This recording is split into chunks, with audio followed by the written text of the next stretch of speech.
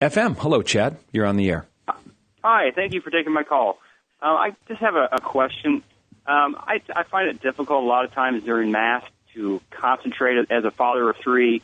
It seems like the Mass, and it's been this way for a long time, even since my childhood, it's very feminine in the music, in the vestments. We have altar girls for the most part, and it just seems like as a male who isn't into all this touchy-feely stuff, I find it hard to concentrate. And it seems like it drives a lot of men away. I mean, it drove Absolutely. me away as a younger man, and I finally came back. But is there any movement in the church to kind of take this feminism that's kind of crept out? Because it just seems like men, for the most part, and it's just been my experience, have been kind of pushed off to the side, and where, it's almost like the women take over.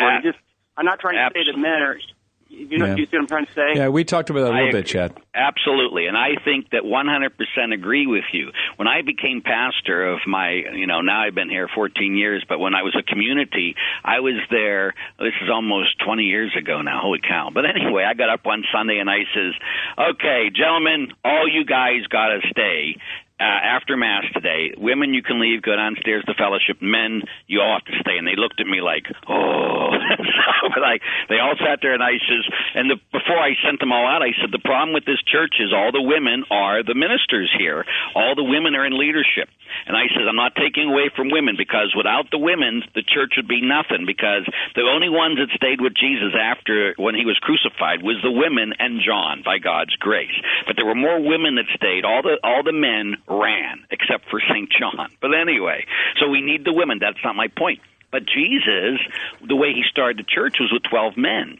And so you need that masculine element. And so the guy sat there and says, they looked at me and said, well, what do you want of us, Father? And I said, I want you to be the men of the parish. And what's that mean? I said, I want you to be in leadership.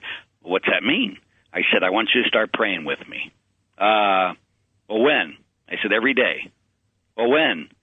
At 6 o'clock in the morning, gentlemen, for an hour every morning before the 7 o'clock Mass. And I had 30 men that joined me, and things started to be transformed. That again know that we are not a church, and if people are listening to me now saying, oh, look, he's just a patriotic church, and that's not what we're saying at all.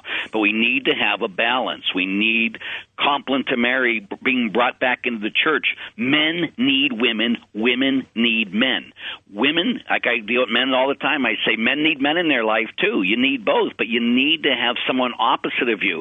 So the church, again, and I often say it's us priests' fault the way men don't want to come to church, because why? Too often we preach so nice. If you want to be a football player, you go, okay, coach, I want to be the best football player you got. And your coach looks at you and says, I love you just the way you are. Could you just show up for practice once a week for 45 minutes to an hour, as long as it's not too much, and just have good thoughts about the game? You'd say, get the heck out of here. What kind of coach are you? But that's what we want from our priests. Tell me, Father, God loves me just the way I am, and everything's going to be okay. Well, men don't want that.